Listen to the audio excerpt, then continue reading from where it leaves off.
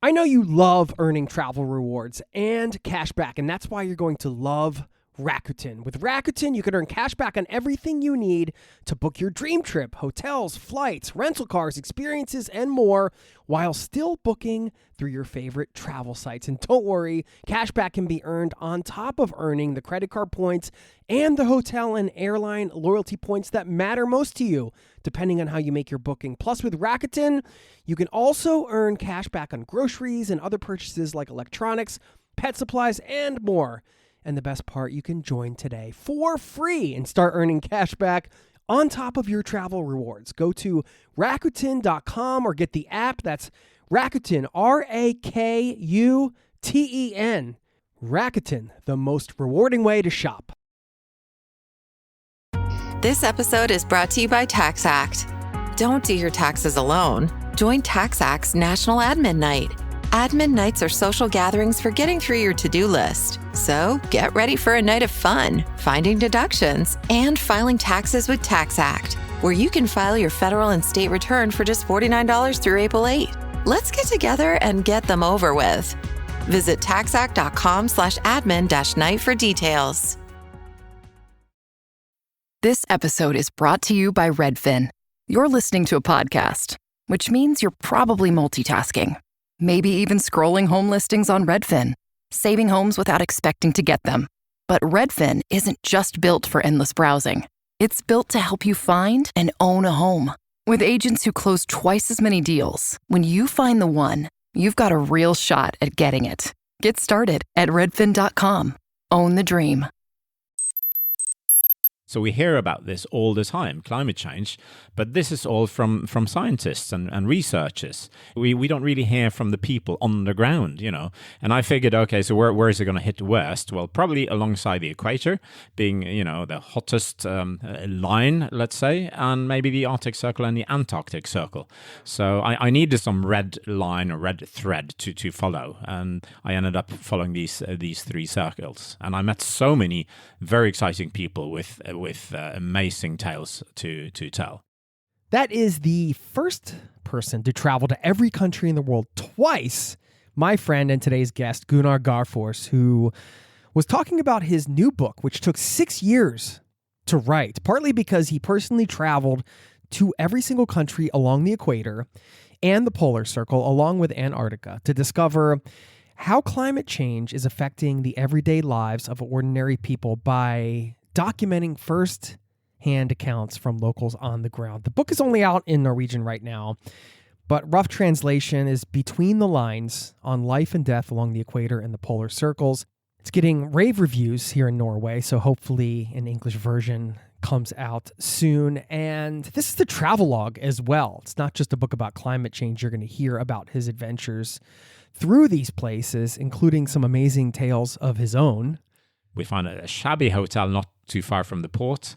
We go in there and then we discover in the bathroom, and there's no running water, but there's a big, 20-gallon barrel with water and with a cup in it that we can use to shower, if you like. And behind this, then we discover 200 cockroaches.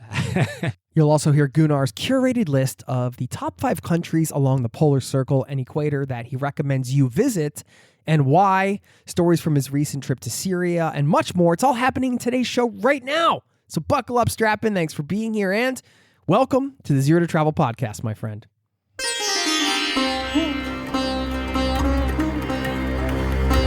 You're listening to the Zero to Travel podcast, where we explore exciting travel-based work, lifestyle, and business opportunities, helping you to achieve your wildest travel dreams. And now your host, world wanderer and travel junkie, Jason Moore. Hey, it's Jason here with ZeroToTravel.com. Welcome to the show, my friend. Thanks for being here, letting me bring a little travel into your ears today. Actually, a lot of travel into your ears today. This is the show to help you travel the world on your terms, to fill your life with as much travel as you desire, no matter what your situation or experience. As I mentioned at the top, Gunnar Garfors is here. You can check him out at garfors.com. That's Garfors. I love chatting with him about travel, and luckily we got to record this one in person because he is Norwegian. I am a fellow Norwegian. I can say that now because I'm a citizen here. We did it here in my loft studio, and that always adds a fun dynamic to the show. I do want to mention also that if you stick around on the back end, I'll leave you with a quote to wrap this up that I think is apropos. And also, I want to give a shout out to a listener, which shows the sweetness of this listening community that I love so much. Yes, I'm talking about you. By the way, get in touch anytime if you want to say hello. Jason at zerototravel.com is my email. You can also sign up for our newsletter at zerototravel.com/newsletter to stay in touch over there. Okay, here's my conversation with Gunnar Garfors. Thank you for listening, and I'll see you on the other side, my friend. Cheers.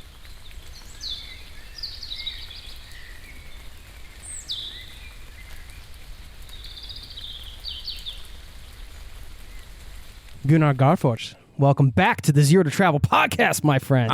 Thank you. In person, high five. Thank you. It's a pleasure to be here. Calling this the Loft Sessions. You're the first one. So. Oh, really? Well, I was not told about this in advance, but I'm easily I'm easily fooled. Let's say. All right, this is going to be a fun one, man. I mean, the fact that I get to talk travel with you, like even not on the podcast, is such a treat because you might be the most traveled person in the world. Well, it all depends on how you measure it, really. I mean, and some people, they're counting spots, but you tend to call that tick box traveling, because it's all about having been there. Even you cross the middle of a river to sort of enter another region. You put your toe like on the sand, and then and then you just bugger off. So you've been there maybe 1 minute or even just a matter of seconds, but you've been there. I haven't been there, but at least when I travel properly. So it really depends on how you measure things. Really, yeah. I mean, here's an example. My kids were looking at the Guinness Book of World Records that we have. I don't remember we got, and we're flipping through, and then all of a sudden I see your picture there. Oh, blimey, yeah. Just like, there he is again. Yeah, well, we've done some crazy things, throughout the history, so including some travel records. I love it, man. We have some great episodes with you in the catalog that we'll link up to. If you're listening to this and you enjoy this one, which I know you will, adjusting a little level here as we get going in the home studio. Okay. Let people know what we're going to talk about today and what you just did with this new book and what it's called. And it's not available in English yet, but this is... Not yet. I haven't seen you much lately because you've been working on this for... 2 years? Well, really, for almost 6 years, because I started before the pandemic. And the book is about the countries on the Equator and alongside the polar circles, the Arctic Circle and the Antarctic Circle. So it's 21 countries plus Antarctica. So the last 2 years, I've hardly been in Norway at all. But I started this in 2019. I even got some funding from the Norwegian Author Association and all the rest of it. Yeah. Then I had to postpone everything because of the bloody pandemic. And I had to write some books about Norway instead in the meantime. So darn. Yeah, I know. But the you problem, had to travel around one of the most beautiful countries in the world. It's awful. We have those books, by the way. I got one over there, and there's fantastic. one downstairs. Nice one. Yeah. So that one, Bortover, was... Bortom all farväg, which means beyond the beaten path. Yeah, which is what we're going to do today. Oh, indeed. So, but yeah, it's taken a long time. And since I started on this project in 2019, it's been in the back of my head, even when I've been working on other books. So the seventh book of mine has been the hardest, let's say. Dude, I really admire your dedication to the craft and travel because... when you go to do a book like this, you've already been to every country in the world twice, and now you're going back to all of these countries. Along these lines, you went to all of them personally. I did indeed. To write this book. Yeah, because, this time it was a different viewpoint. I was looking into different matter. I'm looking at climate change, actually, and how that affects people on the ground, if it affects them at all. Because now we see in the news every single day, every week, there's another report kind of hitting the other one on the head and saying it's going to be a disaster. And then the next week it's going to be even worse and so on and so forth. So we hear about this all the time, climate change. But this is all from scientists and researchers. It's not, we don't really hear from the people on the ground, And I figured, okay, so where is it going to hit worst? Well, probably alongside the equator, being, the hottest line, let's say, and maybe the Arctic Circle and the Antarctic Circle. So I needed some red line or red thread to follow. And I ended up following these three circles. And I met so many very exciting people with amazing tales to tell. So, but it's not only about the climate change. It's a travel book, a traditional one as such. I meet so many people again, and there's a lot of logistical challenges. There's stunning nature. You run into fights and issues and problems, and you encounter happy people or sad people or mad people, or you touch war zones. You go into refugee camps. I mean, there's so much that you encounter on these trips. So it's been an amazing experience to actually do. Wow. And to sort of get the stories on the ground beyond the media stuff, right? Like you see the stats on climate change and things like that, but doesn't really bring to life, the farmer in whatever country that's, struggling with it on the ground. And so, we're going to do like a fun list today where you pull out, I should say, 5 of your favorite countries on these lines. We're going to stick to the Arctic Circle and the Equator, because the Antarctic Circle, we already know there's only one country there. Everybody can guess what that's. Yeah, it's not even a country. It's a continent. It's Antarctica. And a continent. Yeah, and most of it only runs through the sea. So 85% of the circle, the Antarctic Circle, is above the ocean. So, and the rest of it is above snow and ice and some mountains and everything. But and it's quite inaccessible. You can get there on a cruise from Ushuaia in Argentina, or you can fly in from Chile. And a lot of people do this, and by all means, the penguins, the wilderness, it is truly amazing. But nobody lives there. It's the only continent in the world where no one lives, actually. So that's definitely worth visiting. But let's leave it out for now. Yeah, okay. We're going to have fun with that. But also, along the way, I do want to hear some of these stories that you've been able to kind of collect through your travels. And I just want to give you props, because I think people don't understand that, you don't get some crazy budget for a book like this.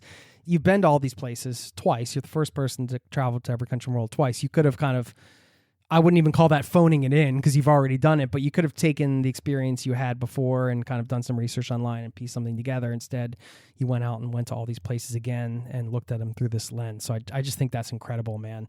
And your books are great. By the way, we should mention, before we dive into the list and all of this, you do have some books available in English. So let people know where they can follow you and those books. And yeah, certainly. The probably easiest place to follow me is on Instagram, of all places. I'm Garfors, my last name, Gunnar Garfors there.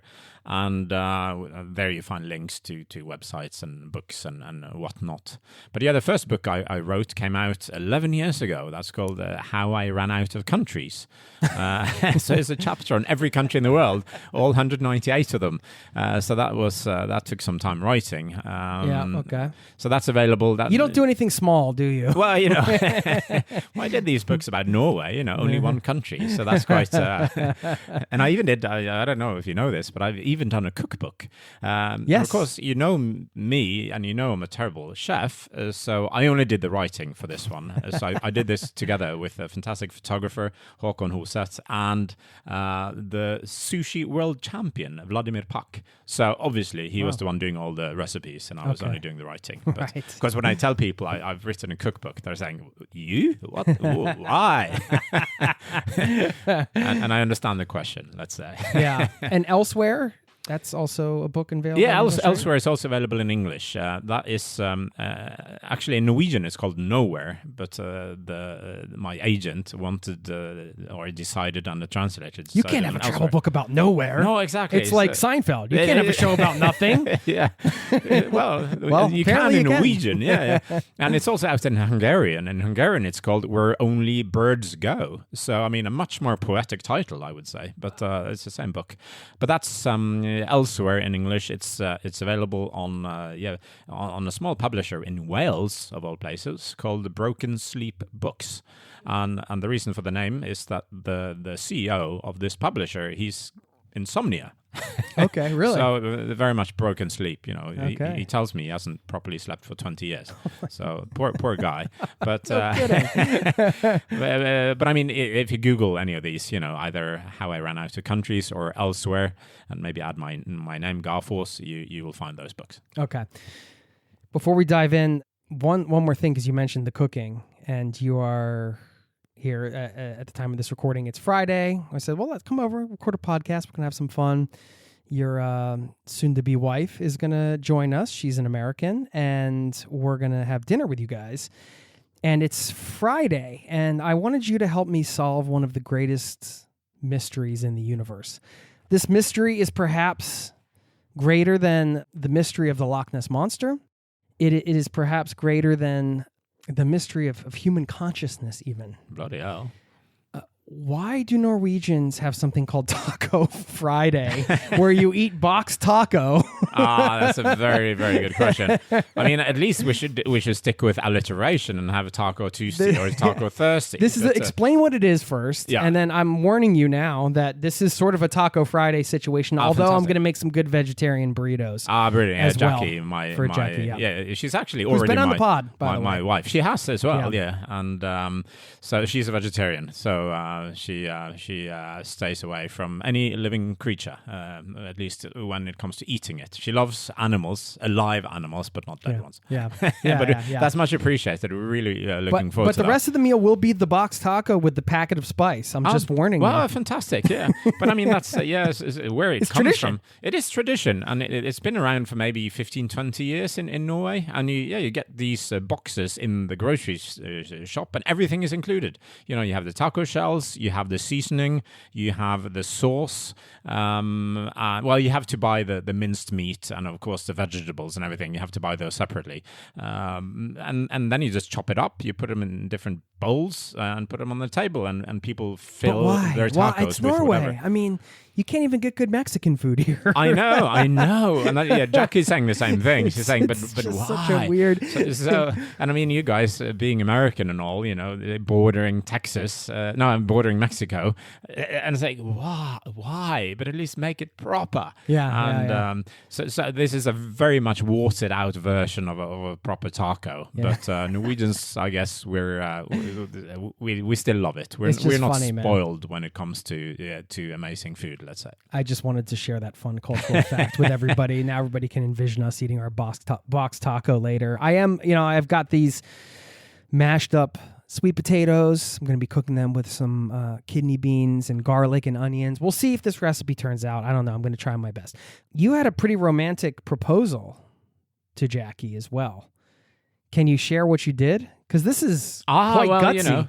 Because we're already married, actually. She is my wife. But, are you married now? Oh, we're married. We are married. Wait, you didn't tell. I didn't tell you. No. Well, I'm telling you now. Wow. You know. Okay. We did a Congratulations. thank you. No, we did a very low-key wedding in Copenhagen because when you're Norwegian, if you're marrying a foreigner and she's American, then the easiest place to get married is Copenhagen. There's not a lot of red tape or bureaucracy or anything. Whereas in Norway, it's hell. So there's so much paper and it takes weeks and months to get everything together. In Copenhagen, you just have to take a photograph. It's like the European Vegas. It is, yeah. Minus the gambling and and the Elvis costumes.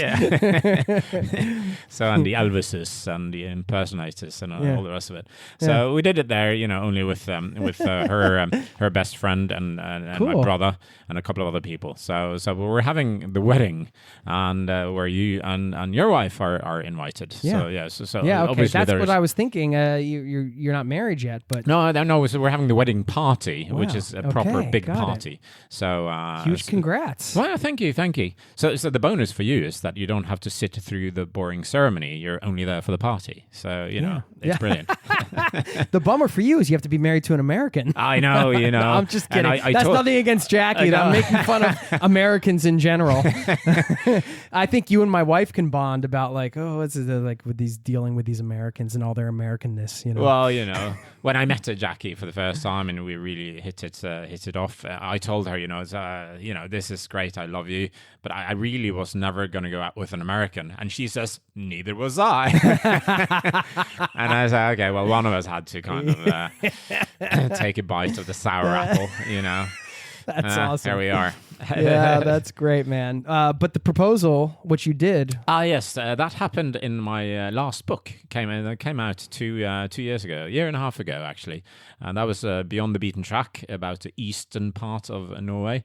One of the places we're covering is the hometown or home village of your wife as well. Yeah. Okay. Yeah. So that's part of the book. Don't let the secret out.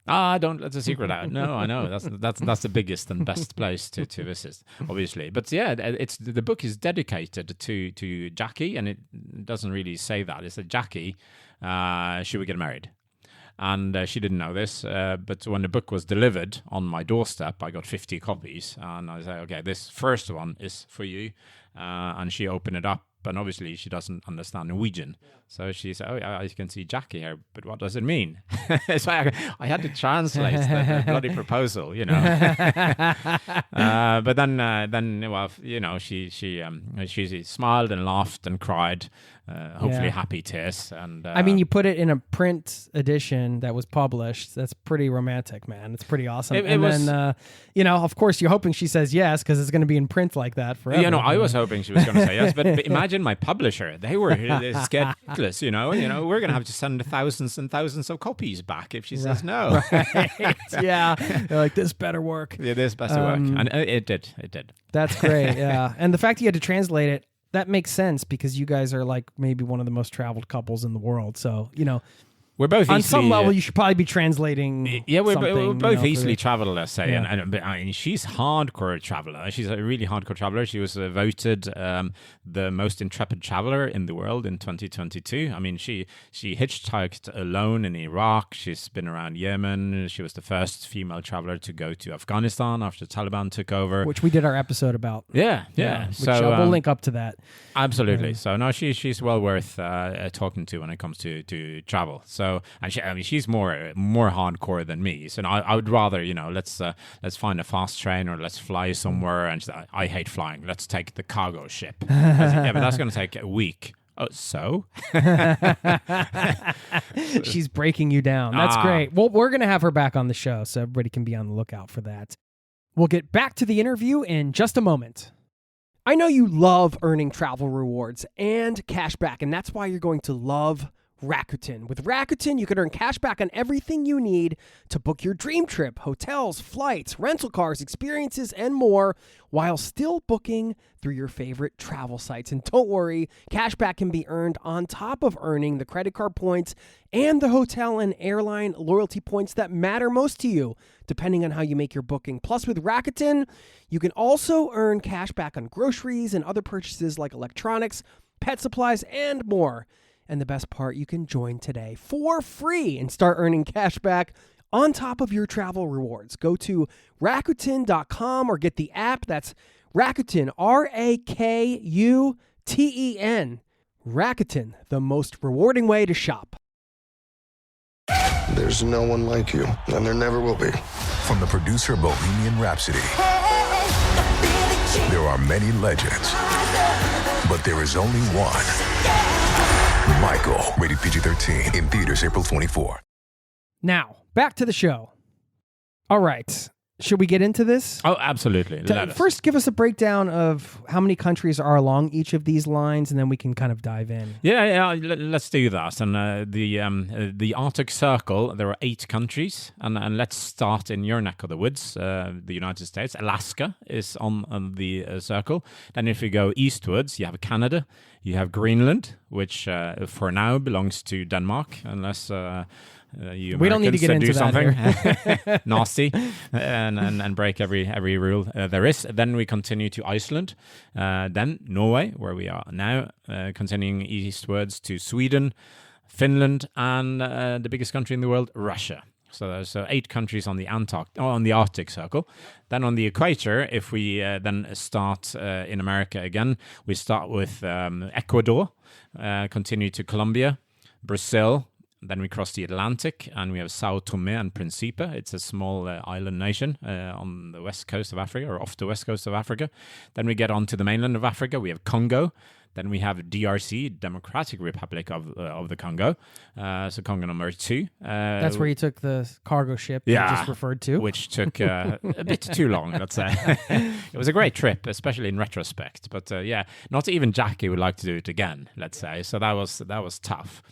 And then we head eastwards again, and we get to Uganda, Kenya, Somalia, which is having its issues with terrorist Al-Shabaab, the terrorist group in parts of the country, including on the equatorial part. So that was a bit sketchy. Continue to Asia and the Maldives, which a lot of people know from honeymoons, etc., etc. Then to Indonesia, the second country in Asia, and then the only country in Oceania, in the middle of the Pacific, which is Kiribati. It's a tiny island country with... what a diverse mix of nations. It is indeed, yeah. And you encounter, when you're looking at this from a climate change point of view, you encounter so many different issues and problems and challenges and all the rest of it, and different kind of people, fishermen, farmers. You have people, losing everything from flooding. You have more rain than usual. You have less rain than usual. You have a lot more rain, but in some places, but it comes all at the same time. So if you spread it throughout the year, it's when it rains, it's too wet, and the rest of the year it's too dry to be able to grow anything. So it has, it's devastating impacts on a lot of countries. Okay. So it's not only a fun book, let's say. No, but it's, no, I get that. I mean, it's... But the people you meet, they really make up for it. There's so many fantastic stories and so many incredible people out there. Families, huge families. You have couples, you have kids, you have teenagers, you have old people, you have everything. Yeah. Well, where do you want to start? Should we start in the Arctic Circle? Take a couple countries. Sure, from yeah, there? let's do that. Yeah, for sure. Let's not do Norway then, shall we?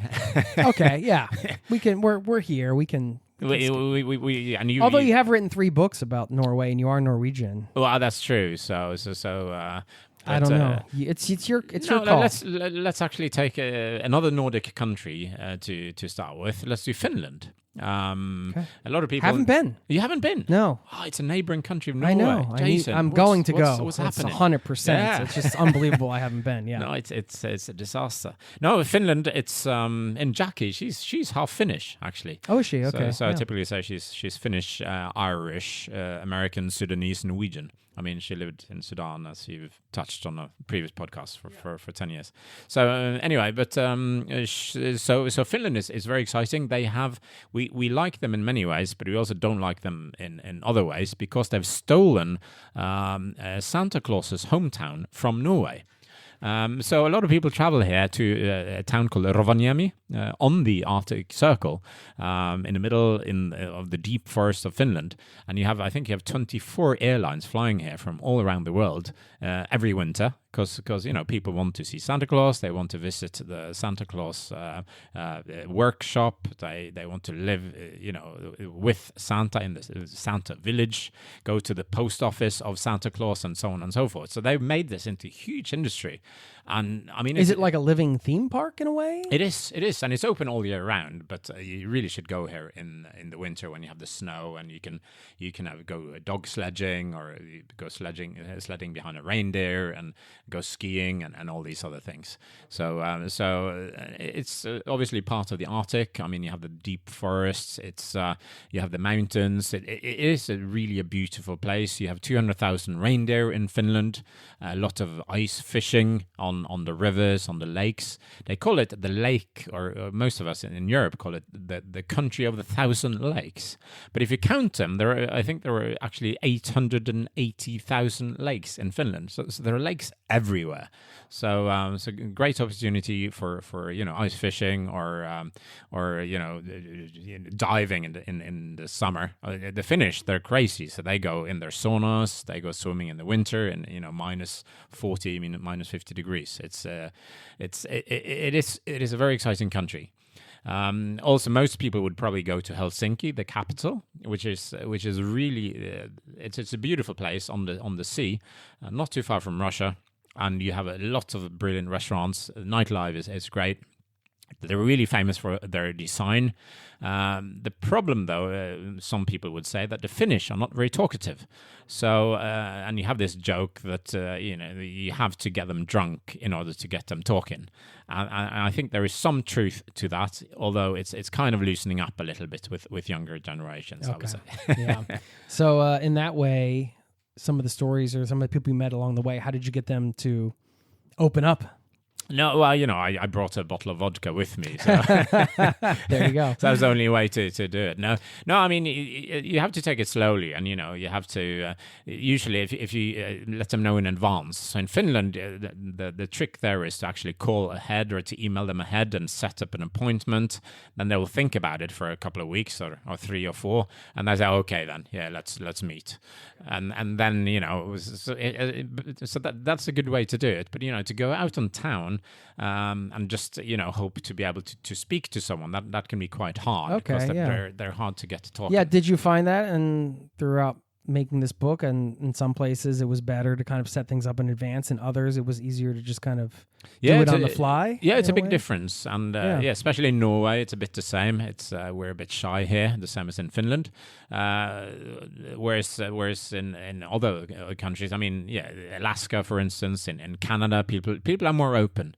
Iceland as well, people are easier to get in touch with. Maybe they're more curious. Maybe they're more used to tourists. I'm not quite sure the reason for it, but it's a clear tendency. Do you feel more? I wouldn't call you shy, but maybe you are in the Norwegian way. Are you? I don't know. When you come into Norway, and now you've been here for a little bit, versus when you're off in another country, does it change sort of your? I think I think I used to be very shy. I mean, I grew up in a small village on the Norwegian west coast, and then I traveled. I was 1 year in the USA as an exchange student. I studied for 3 years, and then I traveled a lot since then.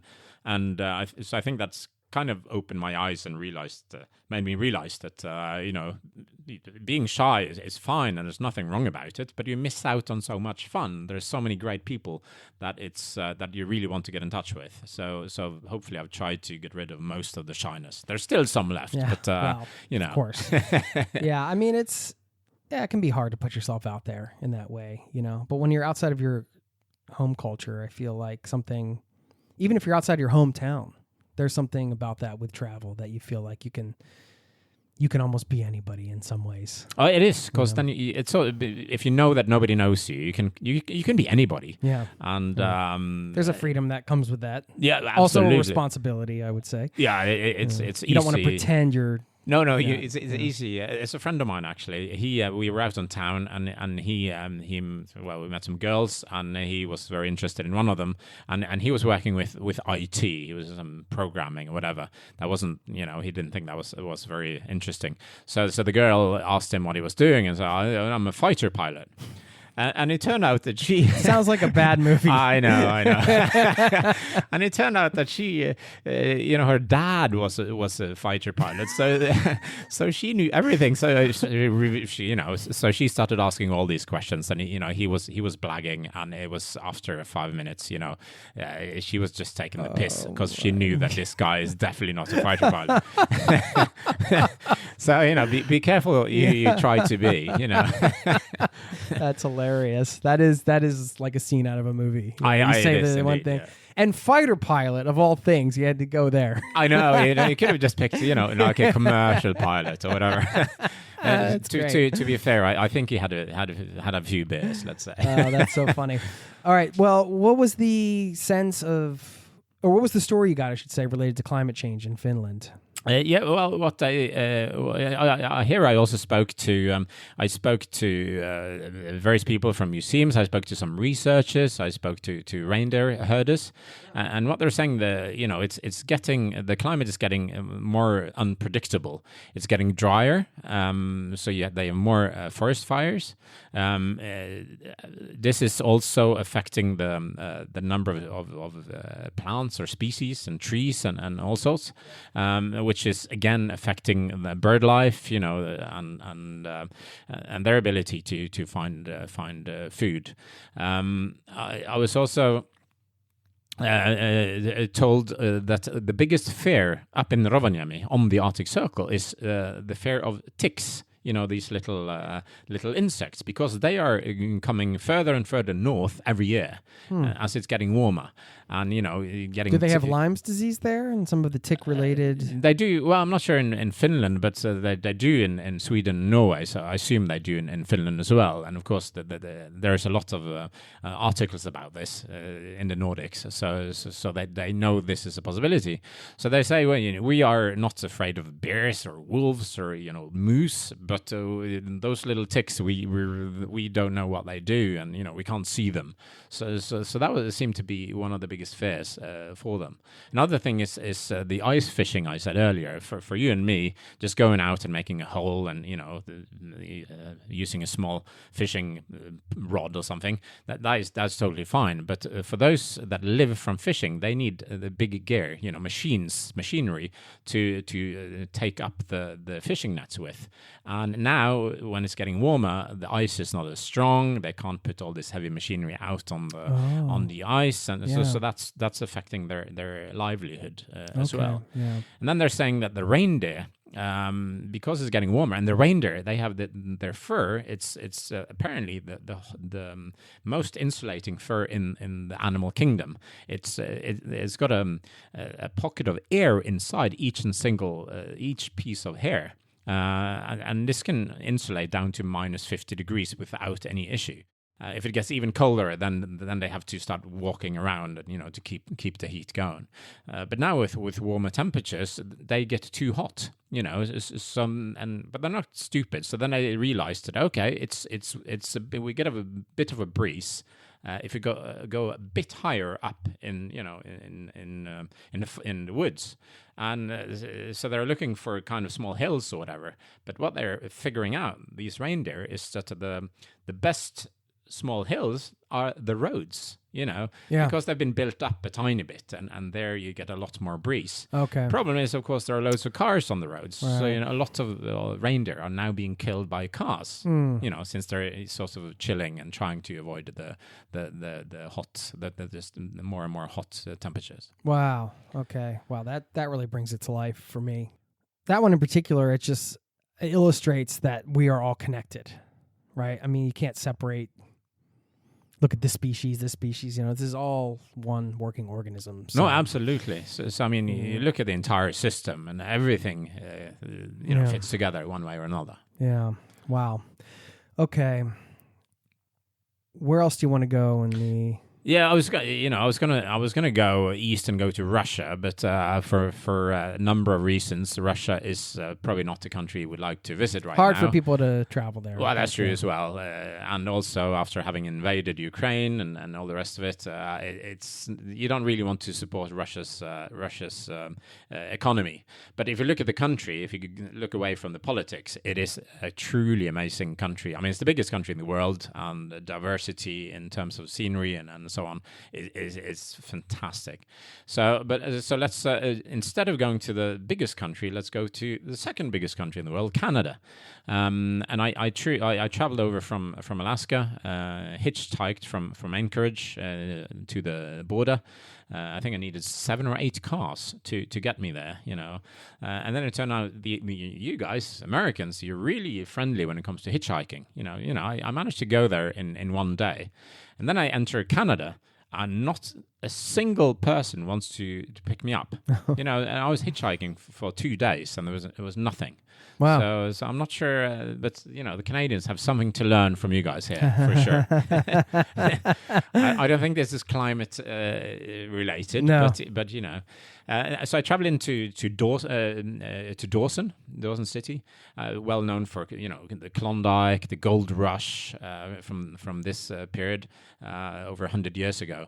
All the gold diggers and all the rest of it, and the traditional names of shops and hotels and offices. You know these wooden square signs with big painted letters on them above the entrance. Yeah, this is sort of Dawson City in a nutshell. Okay. You have them everywhere, and it's you really feel like going back into a country in West or a West. What do you call it? A Wild West or Wild West film or something. Yeah, that's cool. So and here you have the huge river running through it, and they're saying that it's raining, it's snowing more, and much more snow than before, and then you have the wild rain in the spring, so that the river is growing much bigger than it has ever been, or almost ever been before. So this is polluting wells, it's polluting, you're getting polluted water into the groundwater, and it's taking away a lot of the plants and trees and everything. So it's kind of creating havoc along the river. I also spoke to it's a German couple, actually. They've lived outside Dawson for I think 14 years now, and they said they were just sitting on their porch in a big timber house, and they were hearing this fox, screaming. Yeah. And for 4 hours. Wow. And I said, so what's happening? But of course, the animals, they pick up stuff that we don't necessarily do. So after 4 hours, the fox stopped screaming, and then the entire side of the entire hill, I mean, many square miles of land just moved itself, by several hundred meters. 4 hours later?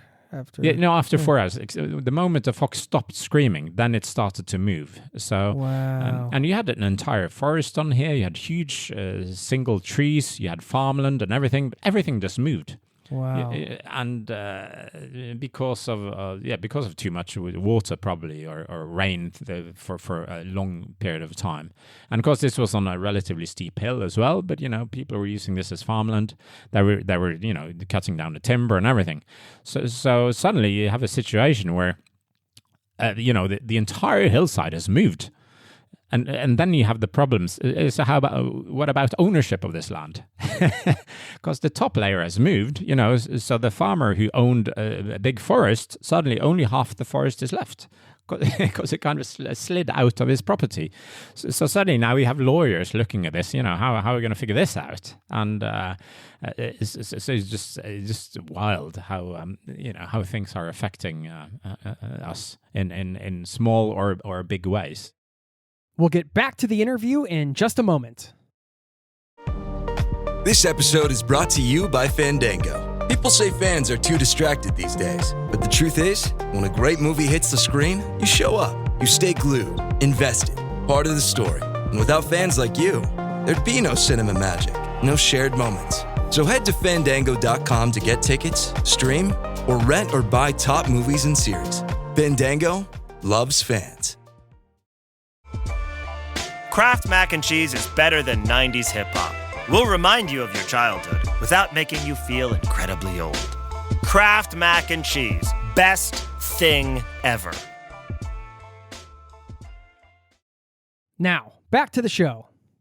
It's great that the term climate change has become the go-to term, whereas before it was more like people would talk about global warming, and that's a good example of you can say, well, it's snowing so much here. It's not getting warmer; it's getting colder. People just these words matter. Yeah, so I think it does. Climate change it's good that that's been adapted sort of as the term that's being used, as opposed to it almost had to go through a rebrand when people were saying global warming, because it's not always about too warm. No, that's very true. I remember actually I was in for a conference in Las Vegas around 14, 15 years ago. And one of my colleagues, a Norwegian guy, he was there and just standing outside his hotel. And this American guy, like a big chap, comes over and says, where are you from? I'm from Norway. oh, do you guys have global warming over there as well? The sort of, dude, it's global, yes. Yeah. The word global is in the... it kind of says it all. But so Canada, they're really struggling with big earth slides or avalanches of the dirt, if you like. It's a big problem, especially on the west side of Canada. Then I traveled across the country, and I mean, it's huge. And it's got even more lakes than Finland, and many more. I think over 2 million lakes in Canada. It's insane. And then I go to Hudson Bay, and there's a small town there called Nauyat. It's almost on the Arctic Circle. And then I talk to Inuits or Eskimos. Some of them prefer to be called Inuits. Some of them prefer to be called Eskimos. You really have to ask them what they prefer to be called. And they're telling me, that because of it's getting warmer, and because it's getting warmer, the ice is not as thick anymore. It was up to 6 or even 9 meters thick on the ocean before. Now it's typically only a meter or a meter and a half. It lasts much. It doesn't. It's not there for as much of the year as it used to be, and this affects the polar bears, because the polar bears, they're when they're going to find something to eat, they're going to kill a seal or walrus or whatever they eat. They go out on the ice. But now they can't really get out on the ice as much as before because it's too thin for these huge polar bears. So as a consequence, they're becoming skinnier. You can really tell they're not eating as much as they need. They're also going into the villages and the towns to find food. So now it's sort of, you have to carry a gun around with you just in case a polar bear might attack you. So native populations are seeing big changes here. Also, the whaling they use. So not a lot of people know this, but because Norway and Japan and Iceland are typically seen as the nasty countries of the world when it comes to whaling, but native Inuits in both Alaska and in Canada are also doing whaling. But that's kind of that's okay. That's seen as okay because it's part of their culture and it has been for many years. Whereas if Norwegians or Japanese or Icelandic do it, then it's kind of frowned upon in a totally different manner. But we see that in around Hudson Bay, getting whales, it's less and less frequent, and this gives them big problems in terms of getting food to their families because that's a very important part of their diet to get this 1 or 2 whale every year. Yeah. These stories are the things that are, to me, one of the critical parts of making change, I should say, positive change. Like, this is the challenge, I think, or one of the big challenges. I want to get your thoughts on this. The climate change news is often the news that's easy to avoid, right? It's like, I don't want to read this. It's depressing. I don't want to hear this. It's, and so it can be very difficult to get the public excited about something that seems so big and so overwhelming and so sort of long-term big picture and also so sad.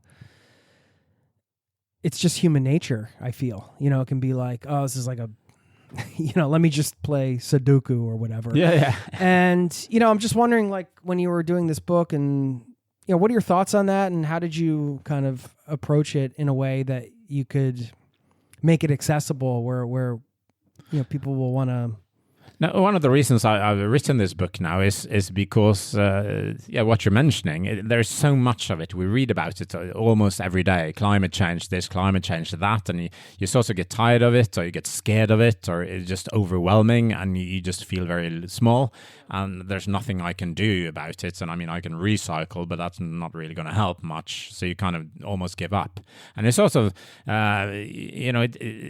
it's too complex. We can't really get our heads around it. So instead of actually doing something, and I mean, we should definitely recycle, but we should do much more than recycle. We need to step up our game.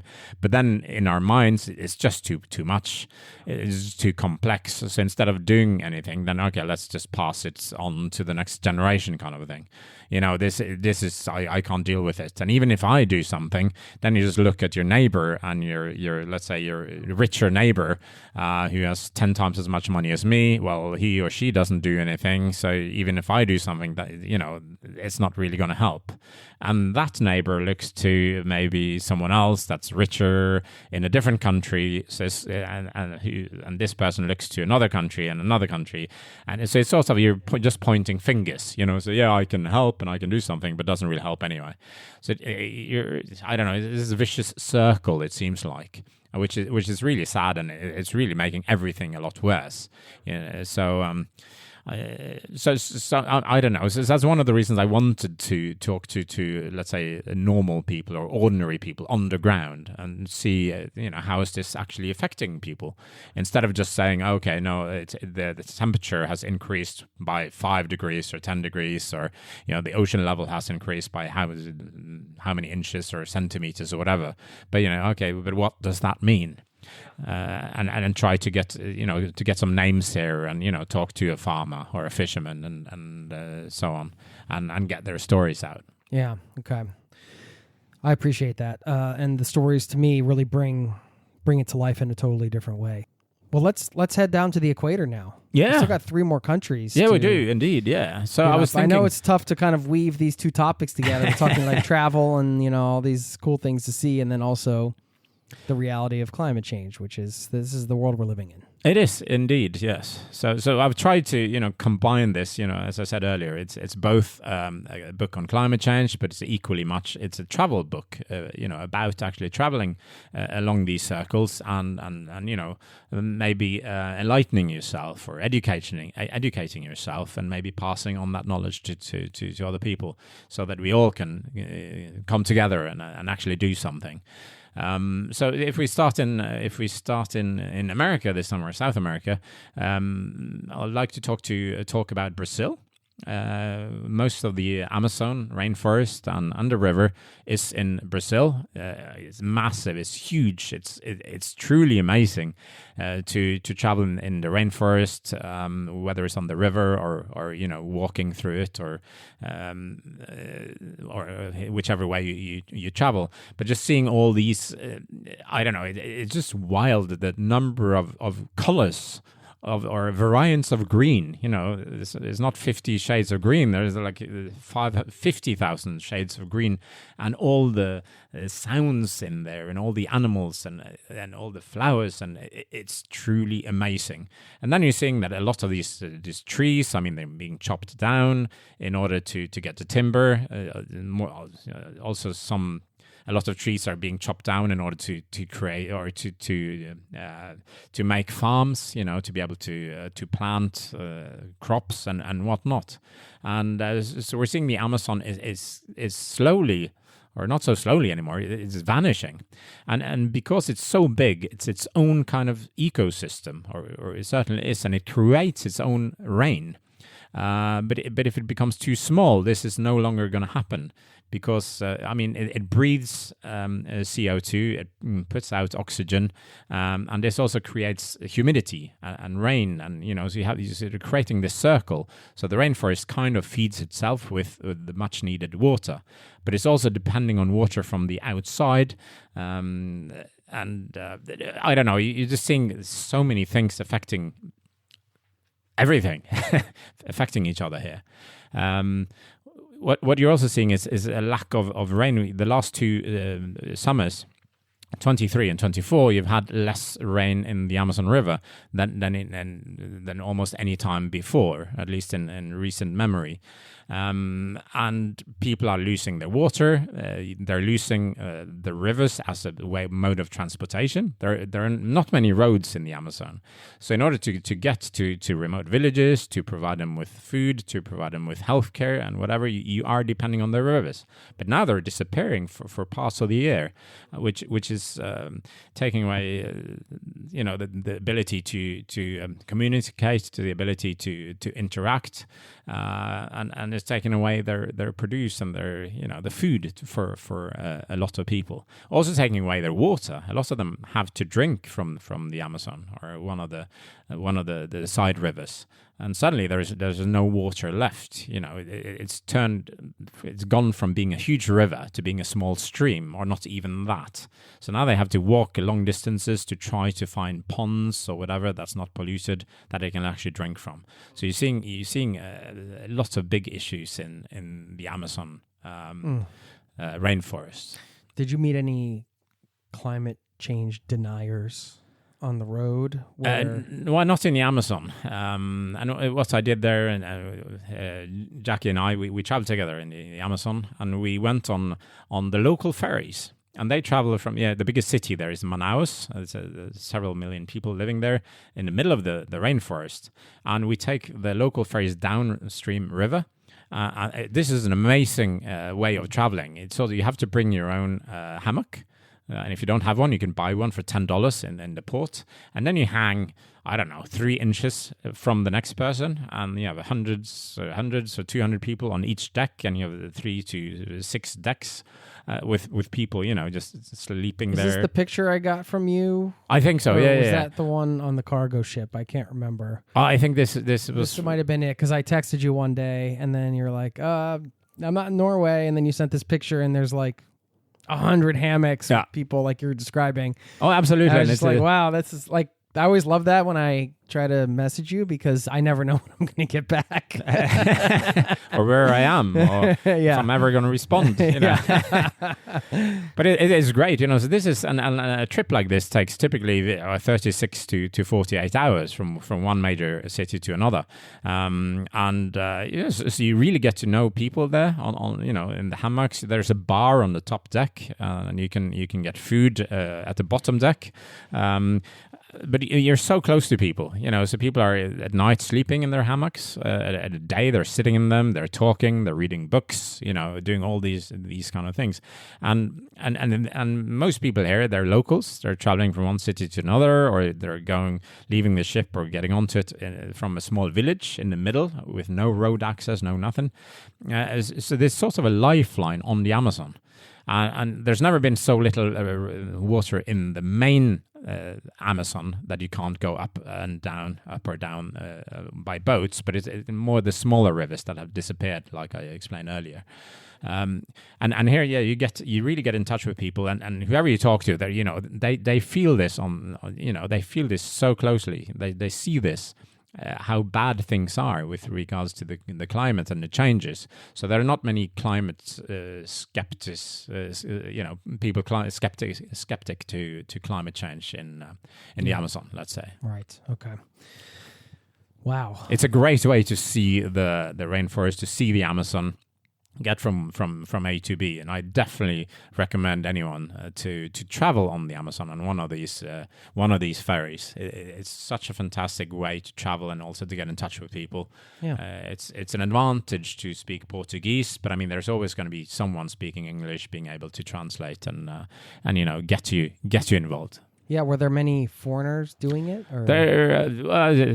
We went on 2 ships like this, Jackie and me, and we didn't see any other foreigners on any of them. So we met a couple of foreigners in one of the towns along the way, but no. So this is the way the locals travel, and we as tourists we typically tend to travel the easiest way and fly, but then you lose out on so much by doing that. Yeah, amazing. All right, we got 2 stops left on this. I was thinking we should talk about Sao Tome and Principe. It's, as I said earlier, it's off the west coast of Africa. It's a small island nation consisting of 2 main islands, Sao Tome and the other one called Principe, naturally. The equator goes through a 3rd island, a very small island called Rulas, at the very south of the country. And you have, a little over 100,000 people living here. It's a small country. It used to be a Portuguese colony, so they have amazing food. The infrastructure is decent. The roads are awful, actually, but except for the roads, it's okay. You have beautiful beaches. You have rainforest. You have amazing waterfalls. It's great for diving, scuba diving. How much time did you spend there? Well, altogether, I think it's now 3 weeks altogether. The last trip, maybe 10 days. Okay, yeah. Is it tough to get to, or? No, you can fly from Lisbon, the direct flight from Lisbon, and there are 3 cities on mainland Africa. So Accra in Ghana, from Douala in Cameroon, and also from Libreville in Gabon. Yeah, and actually, I think also from Luanda in Angola. So 3 or 4 cities you can fly to, from Sao Tome. It's a very easy country to travel to. You get a visa on arrival, valid for 15 days. It's kind of Africa light, if you like. Great coconuts. You have a lot of pineapples, a lot of really tasty fruit, amazing seafood here. So what they're seeing is changes in the seasons, and they say, well, the rain season. There's no rain during rain season anymore. Oh wow! So they've always been talking about, the rain season is coming and it's going to be so cold. I mean, it's not. It's sort of 25 degreers Celsius. It's all relative, yeah. But being Norwegian and they say, it's so cold, and they're wearing thick jackets, and we're walking around in shorts and t-shirts and whatever. But the big problem is the rain, especially in the northern part of the country. Yeah. And again, it's not a big country, but it's almost not there. So they're having big issues with a lack of water. Also, the fishermen are complaining. They have, a lot of small-scale fishermen. They have to travel further and further out because of the heating water temperature, which means that the fish go deeper. So they have to go out with a little boat, travel much further out to be able to get anything, and this is a big problem because before they got up very early in the morning, they went out, they got the fish, and were back in the port, just after midday, maybe 1 o'clock, 2 o'clock p.m., just in time to provide fish for families that were looking to make dinner. But now they're not back until maybe 5 or 6 at night, and that's too late to provide any dinner for people. So now people have to plan better. If they want fish, they have to buy it the day before. Not everybody has refrigerators and all the rest of it. So they're getting less fish, and it's harder to sell the fish that they're getting as well. Wow. Okay. So you're seeing all kinds of problems, and they seem to be similar in many places, and also totally different, obviously depending on who you're talking to. How did you approach those conversations? Did you just go up to the docks and start talking with fishermen and open up that conversation? It was just I typically go running when I'm out in a new place. It's a really good way of getting in touch with people, because they always say, the Westerner, he's out running, and then it's so easy to get talking to people. So I ran through this fishing village and get talking to a number of fishermen there. We drove down to Rulas, the Equator island, and here we needed a ride across to the island. So then we get in touch with another, other fishermen and so on. So usually the way I like to do my research is to travel there and see what happens. Sometimes there is someone, as I said earlier, especially in Finland, you have to make an appointment in advance, because maybe it's hard to get people talking, or also if you want to talk to someone particular, maybe an expert within a field, or someone with a particular job or something, just to be sure that you actually manage to get in touch with someone like that, you might have to make appointments. But I kind of like being impulsive, and I like to I like to see what happens and get those kind of stories that you would never get if you were going to plan everything in advance. Yeah, it sounds like a great mix that you got, which is the sort of research-based, like appointment-based type of experts versus the people that are just living this day to day. Yeah. So, all right, where's the last stop? Let's go to one of the 2 Congos, DRC, Democratic Republic of the Congo. Yeah. And this is where Jackie and me, we went on this barge. So we went to a town or a city called Mbandaka. MB, it starts with Mbandaka. And it's it's in the middle of the rainforest. It's the second biggest rainforest after the Amazon, and it's on the Congo. You can't really drive there. Well, you can, but the roads are awful. And if you're going to drive from another city, Kinshasa, the capital, or Kisangani, the second biggest city, the detours are just horrible. So nobody drives to Mbandaka. You can fly there, or you take barges or other kinds of boats. And it's over 1.1 million people living here. The biggest city on the equator in the world. And but it doesn't feel like a big city.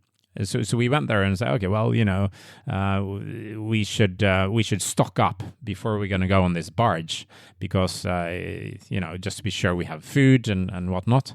But there are some markets, obviously, but no shops. We found one shop, and that was the biggest grocery shop in town. Was the size of maybe a 7-Eleven, but the selection was, let's say, very, very limited. Where do people?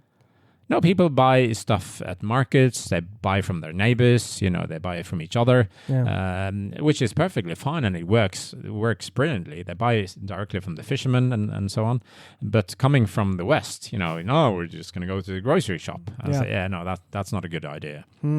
And as I said earlier, Jackie, she's a vegetarian, which turned out to be a big problem on the barge.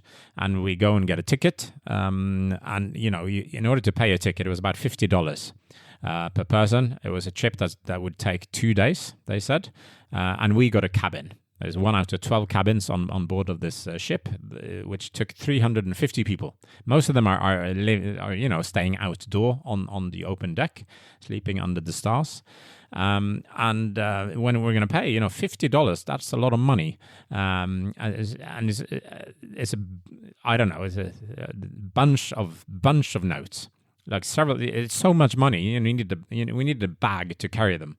So we pay this to get the ticket, and of course they don't have anywhere to put it. There's too much money, and we're not the only passengers. The 348 others. So they just put it in a huge garbage bag, and every night they have to count the money in the 3 or 4 or 5 different garbage bags in order to it just takes too much. And of course there are no credit cards because or of anything the exchange like rate. It's just the value of the money is devaluated so much. So it's sort of in order to buy something small, you still need quite a bunch of notes. So it's wow. And we ask, so when is the boat going to go? We don't know. Maybe tomorrow. Maybe Sunday. So we just have to keep and then we go on board, and we wait and we wait and we wait, and then they go, no, it's not leaving today. So okay, well, let's go find a hotel. We find a shabby hotel not too far from the port, and we go in there, and then we discover in the bathroom, and there's no running water, but there's a big, let's say, a 20-gallon barrel with water, and with a cup in it that we can use to shower, if you like. And behind this, then we discover 200 cockroaches. 200? Yeah, well, we didn't count, but, right, but quite a few.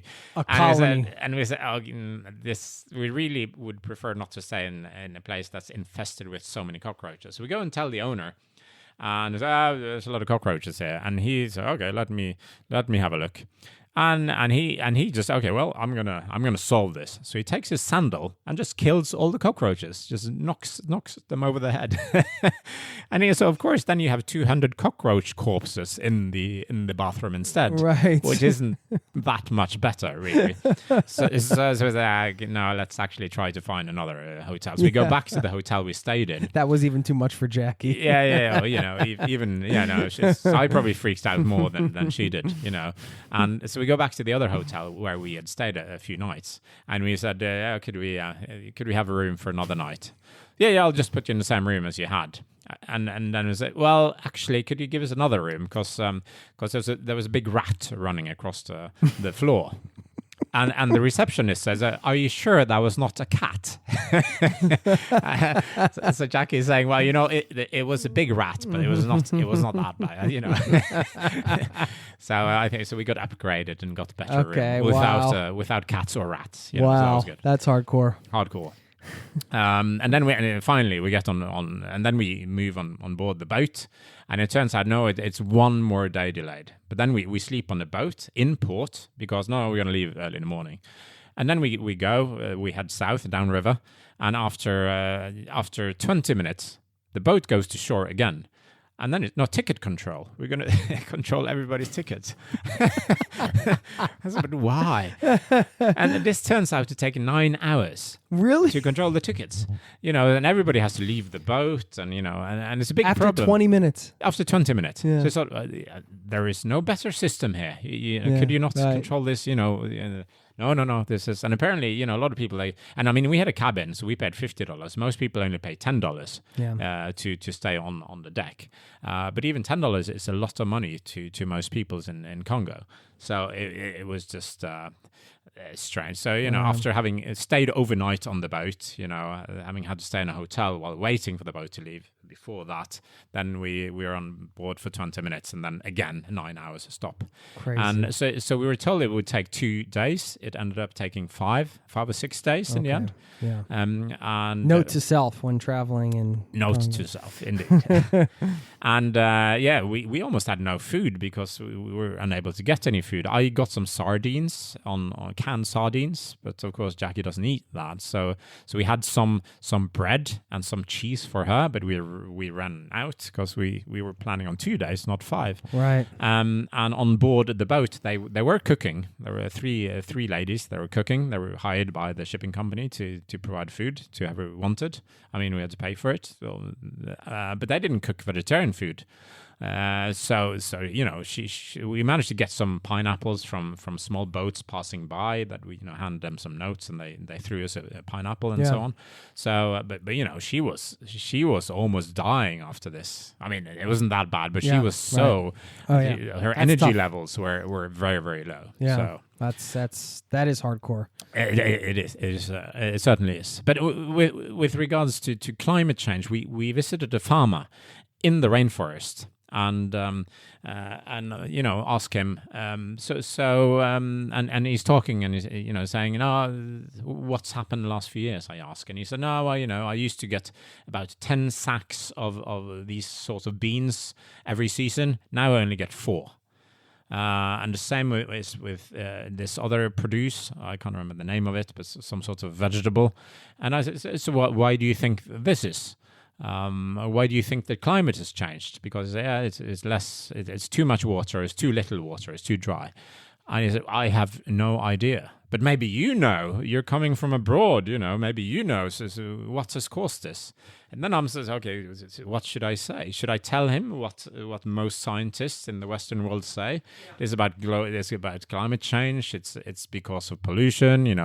We're burning too much fossil fuels and all the rest of it. Or suddenly I could, he could become mad at me for being a representative of the Western world. You caused this. So it's sort of so I was kind of put on the spot by this guy, and I tried to answer, without going in too much detail. That is, there's a lot of pollution from cities and whatnot in other countries, and I think that might have contributed. So, but it was wild, I didn't see that coming. I'm trying to get his take on this, and he just returns the question. Wow. So, that's interesting. Yeah, sometimes you're in that position as a traveler where you're just sort of like a mini ambassador, either for your country or for, in this case, an entire global problem. Yeah. That's how you felt anyway, that it was like, okay, whatever answer I give here, this is like the...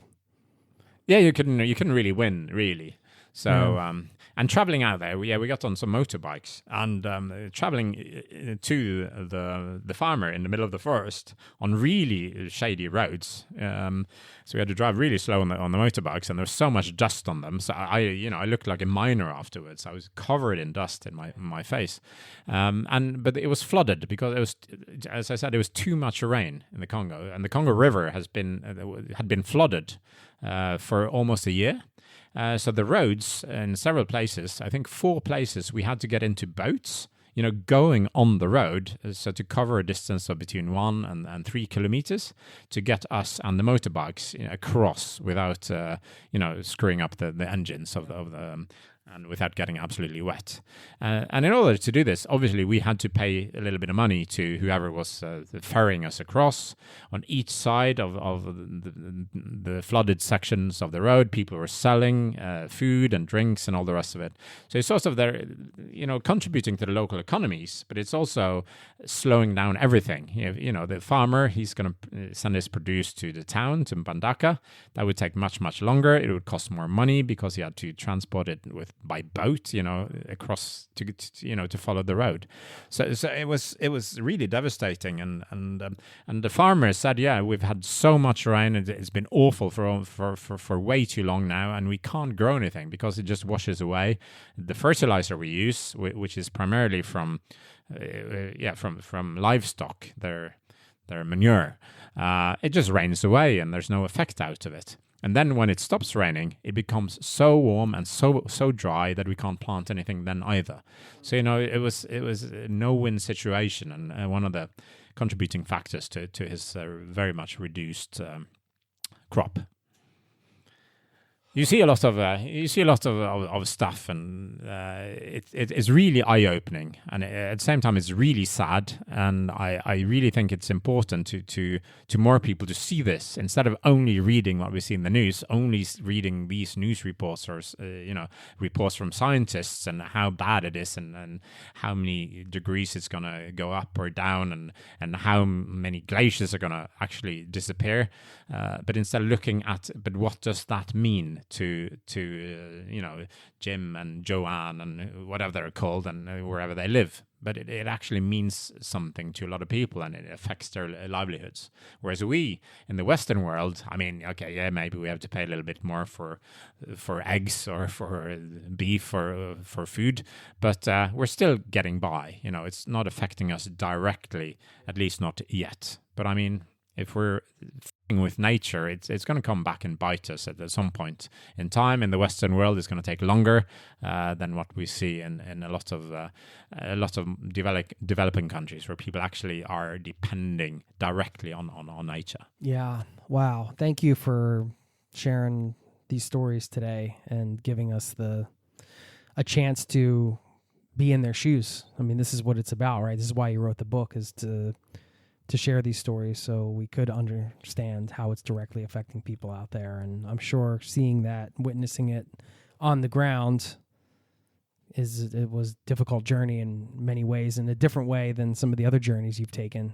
I would recommend many more people to travel outside their comfort zone or outside the Western bubble, and actually, going to some of these places. It might not, be the holiday you fancy with cocktails on the beach and so on, but maybe combine it so you can actually go and see something and understand a lot that you would otherwise not see. Yeah, and then relax on the beach a few days later, maybe. That's a great call to action, I think, to wrap this one up, man. I so appreciate you, man. I appreciate your friendship. Oh, also appreciate your time today. When this book comes out in English, I think we should repost this so people can hear, and then they have a chance to pick up the book in English when it Well, get in touch if you're a publisher and would like to put it out. It's called Mellom linjene, which means between the lines in English. Cool. You ready for some box tacos? Oh, absolutely. One last thing. I should ask you this before I let you go, because you guys just went to Syria pretty recently. And, we could do a whole other podcast on this country, but this was a good example of a country that you could now visit. Is much easier to visit. And I'm just wondering, for anybody out there that's interested in going to some of these off the beaten path places that you recommend, talk about, and suggest, and have been to, are there one or two or three other places that you would say, actually, this has been difficult, but now's a good time? Well, Syria, that was Jackie. She's an expert on visas and so on, and on pretty much everything travel-related. But she kind of sniffed out that after Assad, the dictator of Syria, he fell, there's so many Syrians want to come back to the country. Over 1 million has to return to the country from abroad, because they obviously want to go back to their own country and get back to their normal lives. And there are just too many people coming. So they said, okay, let's open the borders, open to everyone. which includes foreigners. So suddenly there were no visa requirements anymore, and anyone could go in and stay for as long as they wanted without paying anything. So we sort of, wow, okay, let's take advantage. And especially Americans, for quite some time, you have not been able to go to Syria without a guide. The last 7 or 8 years, no one has actually been allowed to travel without a guide, regardless of citizenship. So this was suddenly from needing a guide and needing a visa to being able to travel alone and not needing a visa. That was a big advantage. So we took advantage of that. We were there 10 or 11 days. Traveled in from Lebanon, flew into Beirut and took buses across to Damascus, and then we traveled all over Syria, really, to Palmyra, the ancient city in the desert, truly amazing, to Homs, to Hama, to Aleppo, and various other places, Idlib. It is a fantastic country. A lot of places and buildings have been bombed, but people are so optimistic now about the new government, and cautiously optimistic because they don't know how that's going to turn out, but they are hoping for the best and wanting to support the new government and get Syria back into the world as it really should. It's one of the most, hospitality in Syria is second to none. It's amazing. The food there is incredible. Costs almost nothing compared to what we pay in the West. And you have beaches on the Mediterranean. You have ancient cities like Palmyra. Damascus is a fantastic town with old markets and citadels and whatnot. It is a fantastic country. But if you never traveled abroad before, maybe you shouldn't start with Syria. It's it can be a bit overwhelming, and there are lots of armed guards, let's say, and military people in the streets carrying machine guns and all the rest of it. So sometimes at night you hear some gunshots fired here and there. But nothing that you Americans are not used to, I would say. We can't end on that note. No. Maybe before we let you go and have these fancy tacos, you can leave us with your favorite quote right now. My favorite quote, I don't know. That's not fair. You have to prepare. You have to ask me to prepare for this. I typically like to say easy is boring. Instead of everything being easy and convenient all the time. Of course, it's nice that things are convenient, but not all the time. Try to do something else. Challenge yourself and do something else, or something that you would not normally do. And it can be, if you always stay in all-inclusive hotels, we'll try to go to a not all-inclusive hotel and actually explore the neighborhoods or the areas you're in. If you only eat at chain food restaurants, well, eat at a local one. First of all, you will support the local economy. You'll get a totally different atmosphere and get a very different experience. So it can be about the little things. If you only travel to the Bahamas or only the Caribbean on holiday, well, travel elsewhere. Maybe South America. Maybe I don't know, one of the coasts of Canada. Go somewhere different. Yeah. So easy is boring, and take that as a kick in the back, or a kick in the ass to do something more exciting. I love it. At Garfors on Instagram, GARFORS, and of course you got your website and everything, which we'll link up to. Check them out. Thank you so much. Always a pleasure. Yeah, thank you, Jason. Brilliant.